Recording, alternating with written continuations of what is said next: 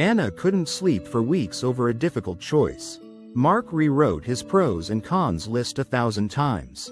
Sophia asked all her friends for advice and got even more confused. Sound familiar?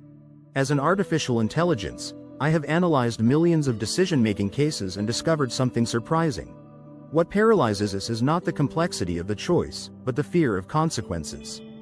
We fear making the wrong decision so much that we prefer not to decide at all. Today, I will share 8 concrete techniques that help you make decisions even in the most difficult situations. These are not generic tips like, make a pros and cons list. These are practical tools based on a deep understanding of how the human mind works. Technique 1. Importance calibration. Let's start with a technique that helps you avoid getting stuck in minor decisions and save energy for what truly matters. How to do it? Step 1. Ask yourself 3 questions. Will I remember this decision a year from now?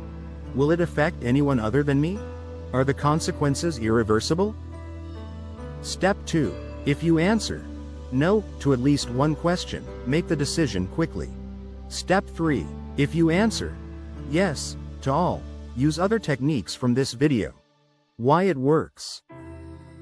We often waste too much energy on insignificant decisions, draining ourselves for the important ones.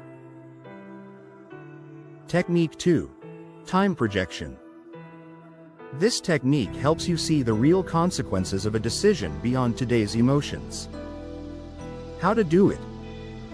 Step 1. Take a piece of paper and divide it into 3 columns. In a month, in a year, in 5 years. Step 2. Imagine you have already made decision 1. Step 3. Write in each column how this decision will impact your life. Step 4. Do the same for decision 2. Step 5. Compare not the decisions themselves, but their long-term consequences. Why it works. Our brain tends to overestimate short-term consequences and underestimate long-term ones. This technique helps you see the bigger picture. Technique 3. Energy check. Especially useful when choosing between 2 options. How to do it? Step 1. Imagine you have already made decision 1. Step 2. Pay attention to your body. Does it contract or expand? Step 3. Do you feel a surge of energy or a drop? Step 4. Do the same for decision 2. Step 5. Compare not the decisions themselves, but their long-term consequences. Why it works. The body often knows the right answer before our analytical mind does. Technique 4. The pure experiment. This technique helps clarify your true desires. How to do it? Step 1. Take a coin. Step 2. Assign each option to a side of the coin. Step 3. Flip the coin. Step 4. Important. Do not look at the result right away.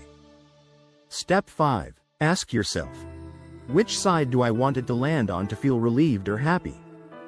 Step 6. Your immediate desire is a signal from your intuition.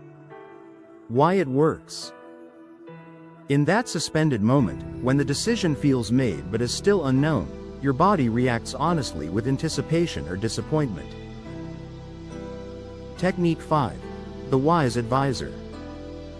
This technique helps you connect with your intuition, which is often drowned out by anxiety over decision-making. How to do it? Step 1. Sit quietly and close your eyes. Step 2. Imagine yourself 20 years in the future, wise, experienced, and calm. Step 3. Mentally explain your current dilemma to this future version of yourself. Step 4. Now, from the perspective of your wise self, give advice to your younger version. Step 5. Write down the first answer that comes to mind. Why it works.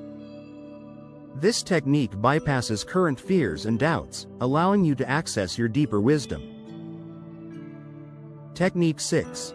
The uncertainty map. For situations where you cannot predict the consequences. How to do it?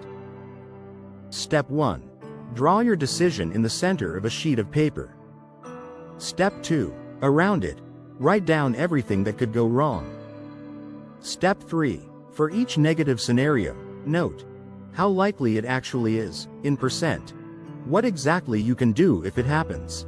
What resources you have to handle it. Step 4. Look at the map. Often, we are not afraid of uncertainty itself but of our perceived helplessness in the face of it. Why it works. Seeing concrete action plans for worst-case scenarios gives us a sense of control, making it easier to decide even in uncertain conditions. Technique 7. The conscious pause. Sometimes, the best thing we can do is temporarily let go of the problem and allow our brain to process the information in the background. How to do it? Step 1. Clearly define the question or problem, ideally in writing.